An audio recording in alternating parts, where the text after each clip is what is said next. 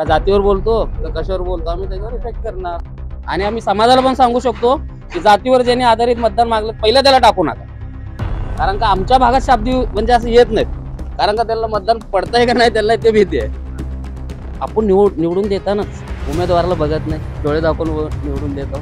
नंतर त्यांनी पहिलं आश्वासन देत आहे MIDC आणू, हे आणू, IT पार्क आणू, हे आणू, ते काय येत नाही. कारण काय आत्ता सध्याच्या नागरिकला कळायला पाहिजे की उमेदवार कुठला ठरवायला पाहिजे.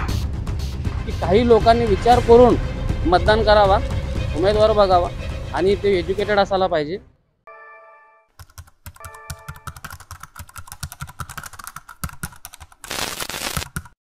सोलापुर शहर मध्य में कौन आएगा, क्या लगता है किसकी आवाज? कसं असतं माहिती आहे का, कुठल्या गोष्टी समाजावरनं बोलणं हे नसतं. इलेक्शन माणसाला व्यक्तीला काम करण्यासारखा हाय का तो उमेदवार, त्या हिशोबाने आम्ही ते मतदान आम्ही त्याला करणार. कौन करने वाला है काम?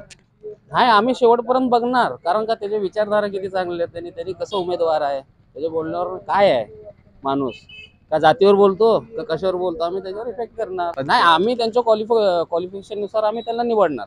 कारण का कोण पण येऊन थांबलं की आम्हाला ते नाही आवडत. कारण का आम्ही त्यांच्या क्वालिफिकेशन नुसार आम्ही त्यांना मतदान ठरवणार. एक तरफ है देवेंद्र कोटे, एक तरफ है चेतन नरोटे और एक तरफ है आडम मास्टर, फारूक शाब्दी और तौफीक शेख.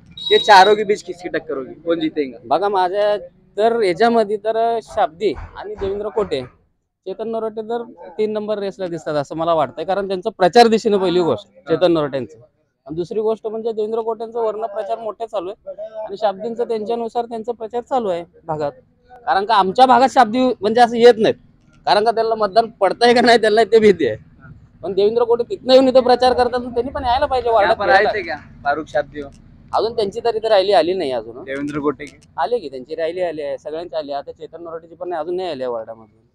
फिरायला पाहिजे, कारण बघायला पाहिजे एरिया कसे आहेत, रोड्स बघायला पाहिजे, समस्या बघायला पाहिजे, दिसायला पाहिजे. जर प्रचारला फिरलं अजून 5 वर्षांनी झालं की ते होत नसतं तिथे कुठंच. सोलापुर शहर मध्य में काफी युवा, जो यंग युवा रहते हैं वो बेरोजगार क्यों है, क्या वजह है? काय असतं माहितीये का, कारण आपण निवडून देतानाच उमेदवाराला बघत नाही, डोळे दाखवून निवडून देतो.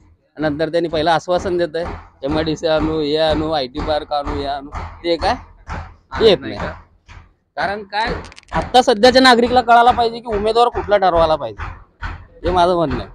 सोलापुर शहर मध्य में इससे पहले जो आमदार थे, प्रणिती शिंदे 3 बार आमदार जो बन चुके थे, उनका काम था क्या? ते त्यांचं काम होतं, त्यांच्यानुसार त्यांना कोण जाऊन लेटर दिला बाबा इथं समस्या तिथं समस्या, त्यांनी कामं केलेत त्यांच्यानुसार.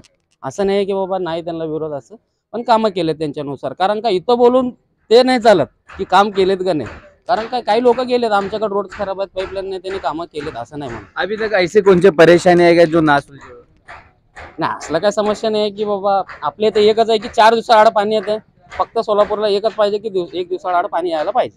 पानी की दिक्कत है काफी. हा एवढं तर 100% रोजगार की दिक्कत वगैरे? रोजगारचं तर भयंकर आहे, हे माझं म्हणणं आहे. कारण का IT पार्क अजून वीट पण लागली नाही. तर IT पार्क तर सोडा, MIDC तर अजून सुधारणा नाही.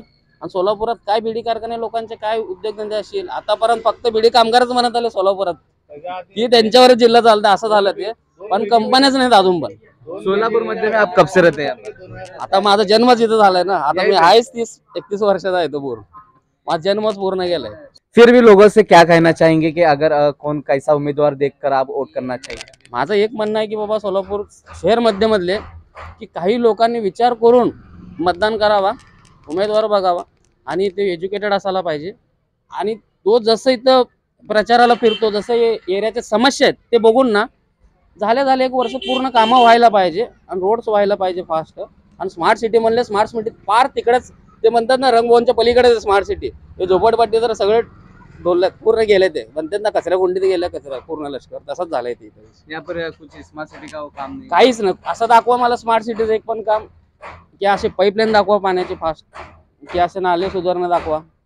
भरलेलेच आहेत. ओपन देख सकते हैं कि जैसे कुछ यहाँ पर अभी फिलहाल जो इलेक्शन चल रहा है जाति पर चल रहा है, कैसा लग रहा है क्या? एवढं तर मात्र खरं आहे बघा की जातीवर चालणं हे आपण बोलू शकत नाही.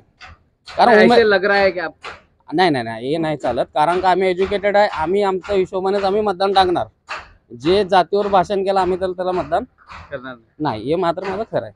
आणि आम्ही समाजाला पण सांगू शकतो की जातीवर ज्यांनी आधारित मतदान मागलं पहिलं त्याला टाकू नका, हे माझं म्हणणं आहे. काम जो करेगा उसे देख हा एवढं मात्र खरं आहे, कारण उमेदवारच तसं पाहिजे आम्हाला. कारण काय ज्यांनी काम करणार तसलाच उमेदवार असला तर आम्ही नेक्स्ट टाइम पण त्याला निवडून देऊ. हा. एवढं आमचं म्हणणं आहे.